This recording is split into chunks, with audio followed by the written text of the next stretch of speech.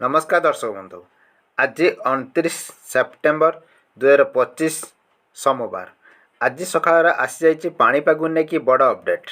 दशहरारे केमिति रहिबो पाणीपाग आसिला आगामी 7 दिन पाई पाणीपाग अपडेट।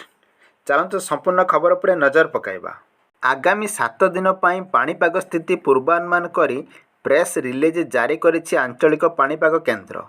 मध्याह्न संध्या समय राज्य में अनेक स्थान में अत्यंत प्रबल अति प्रबल वर्षा घड़घड़ी सह काल बैशाखीर संभावना रही।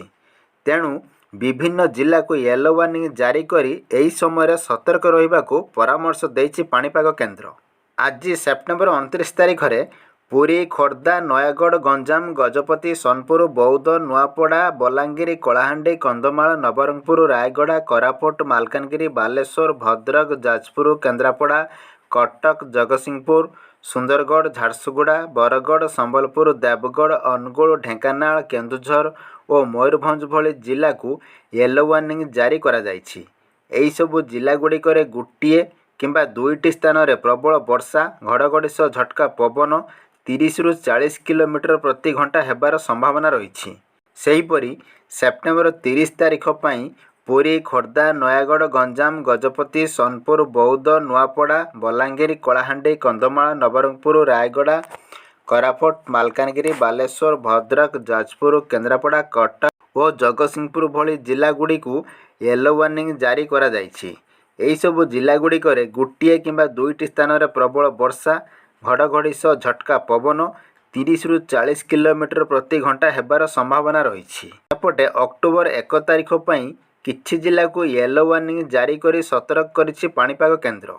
एही जिला गुड़िक हेउछि पुरी खोर्धा नयागढ़ गंजाम गजपति सोनपुर बौद्ध नुआपड़ा बलांगीर कलाहांडी कंधमाल नवरंगपुर रायगड़ा कोरापुट मालकानगिरी बालेश्वर भद्रक जाजपुर केन्द्रापड़ा कटक जगतसिंहपुर सुंदरगढ़ झारसुगुड़ा बरगढ़ संबलपुर देवगढ़ अनुगुल ढेंकानाल केन्दुझर और मयूरभंज एही सबु जिले में गोटिए किंबा दुईटी स्थान में बिजुली और घड़घड़ी सहित घंटा प्रति झटका पवन 30 ରୁ 40 किलोमीटर बेगरे रहिबा सहित प्रबल वर्षा हेबार संभावना रही। सेहीपरि अक्टोबर 2 तारिख पई मध्य मालकानगिरी कोरापुट रायगड़ा गजपति और गंजाम पुरी खोर्धा नयागढ़ सोनपुर बौद्ध नुआपड़ा बलांगीर कलाहांडी कंधमाल नवरंगपुर कोरापुट बालेश्वर भद्रक जाजपुर केन्द्रापड़ा कटक जगतसिंहपुर सुंदरगढ़ झारसुगुड़ा बरगढ़ संबलपुर देवगढ़ अनुगुल ढेंकानाल केन्दुझर और मयूरभंज भली जिला को येलो वार्निंग जारी करा जाइछि। एही सबु जिला गुड़िकरे गोटिए किंबा दुईटी स्थान में प्रबल वर्षा घड़घड़ी सह झटका पवन 30 ରୁ 40 किलोमीटर प्रति घंटा हेबार संभावना रही। सेहीपरि अक्टोबर 3 तारिख पई कलाहांडी कंधमाल रायगड़ा कोरापुट मालकानगिरी गंजाम गजपति कटक मयूरभंज केन्दुझर नयागढ़ खोर्धा पुरी सोनपुर बौद्ध नुआपड़ा बलांगीर नवरंगपुर बालेश्वर भद्रक जाजपुर केन्द्रापड़ा जगतसिंहपुर सुंदरगढ़ झारसुगुड़ा बरगढ़ संबलपुर देवगढ़ अनुगुल और ढेंकानाल भली जिला गुड़ी को येलो वार्निंग जारी करा जाइछि।